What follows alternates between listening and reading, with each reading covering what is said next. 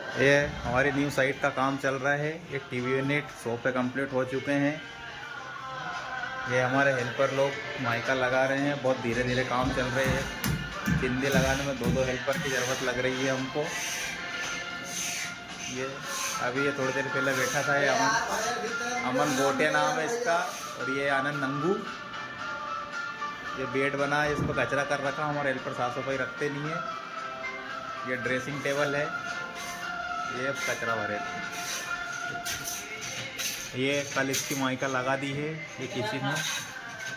ये हमारा ठेकेदार साहब किचन की फिनिशिंग लगा रहे हैं सब। ये फिर रस्सी पे एकदम आप फिनिशिंग देख सकते हैं। ये देखिए हमारे ठेकेदार साहब काम करते हुए।